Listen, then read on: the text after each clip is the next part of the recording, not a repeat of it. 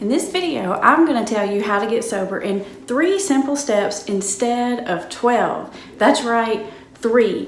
And it's not so much because I don't believe in the 12 steps. I love the 12 steps.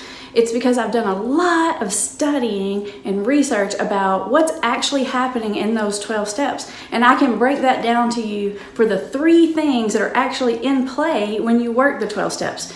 So for all those people out there who just aren't sure that they're into the 12-step method, it's okay, but you've got to get these basic building blocks. Make sure you watch this whole video because the 3rd one is the most important one.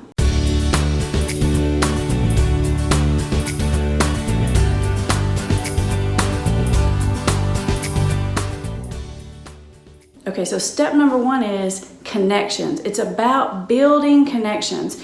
That's why so many people do recovery in a group atmosphere. If you've been struggling with drug and alcohol problem, you're probably filled with a ton of shame and guilt, and you probably feel super lonely. Even if you're around people that you know and that you love and that love you back, you got all these secrets inside, which is keeping you feeling distant from everyone else. And human connection is a need, a biological need. And when you don't have it, you get sick. It's like not having the vitamins or nutrients that you need. So the first thing you got to do is build some new connections. Most people find it easiest to build some connections with other people that are in recovery too, because they don't feel as shameful and guilty, and they can sort of let the wall down and quit protecting all those secrets so much and actually allow a connection to happen.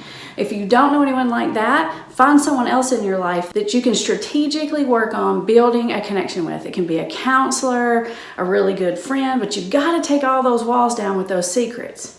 And the second thing about the connections is, after you have built you some new ones and you kind of have like a good, stable support there, then you kind of need to go back and fix some of those connections that you messed up in your active addiction. I'm not telling you have to go make amends to everyone. You could do that. I'm not opposed to that at all, but you definitely need to take those relationships that really were important to you and that you caused damage in and that you really want to keep. You need to address those relationships. You need to fix that stuff. If you're married, you need to fix your relationship with your wife. If you're a kid, you need to fix it with your parents. If you're a parent, you need to fix it with your kids.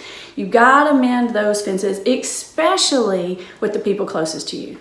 Okay, step number 2 is being consistent. And what I mean by consistent is act in a way that is consistent with your value system.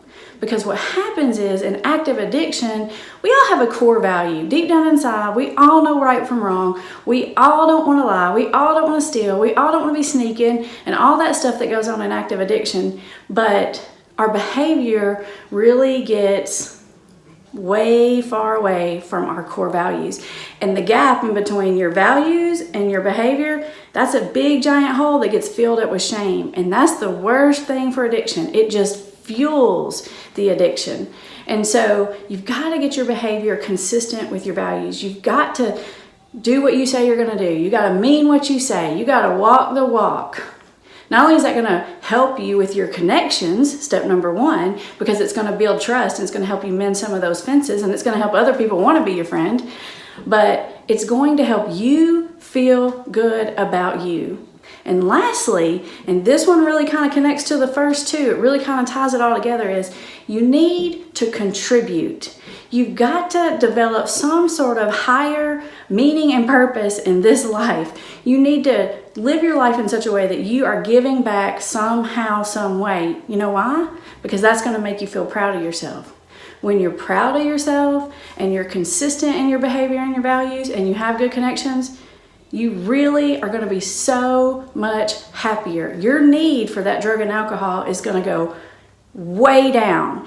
In fact, brain chemical wise, when you can do those things, it levels out your serotonin and your oxytocin, and it really decreases your vulnerability to addiction. So psychologically, biologically, there's a lot of science and evidence behind this. I'm telling you, these are the things that are happening in the 12 steps. Think about it. At first you get involved in the fellowship and you make some friends and you talk to people on smoke breaks and you go have coffee with people and you make some connections. And then they teach you how to fix your connections with other people. And they teach you how to sort of build your character back and act like a good, decent human being and feel good about who you are. And lastly, in those 12 steps, they get you to contribute by helping someone else to get in recovery. And that's a great way to contribute. But there are all kinds of ways to contribute. You can help someone else get into recovery. You can be of service in this world somehow, because when you do that, you're going to feel proud of yourself. You're not going to need those drugs and alcohol nearly as much. So those are the 3 steps. If you want to look at some research behind why these things work, I suggest that you check out some work by Simon Sinek. He does a lot of research on leadership, but a lot of that talks about some of these brain chemicals and leadership and how that affects you, because he does a lot of work on like leadership as it relates to brain chemicals. I know that doesn't seem like it's related to addiction, but check out his YouTube video, definitely does. And the other person that you can check out is this guy named Johann Hari. He wrote 2 books which are fantastic. The first one is Chasing the Scream, the first and last days of the war on drugs. And the second one is, his most recent one is called Lost Connections. And it's all about what really causes depression and anxiety. Because you know what really causes depression and anxiety? Is the same thing that's causing addiction. Because people get addicted when they feel crappy. This disease comes on you when you're at a really low point.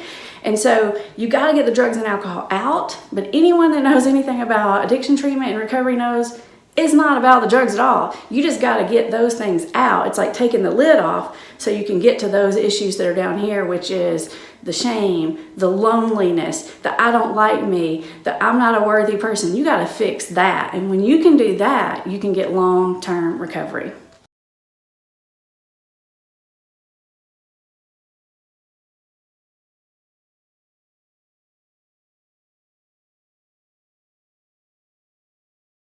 For tons more information on all things addiction and recovery and lots of free expert advice, make sure and subscribe and hit the bell so you don't miss a thing.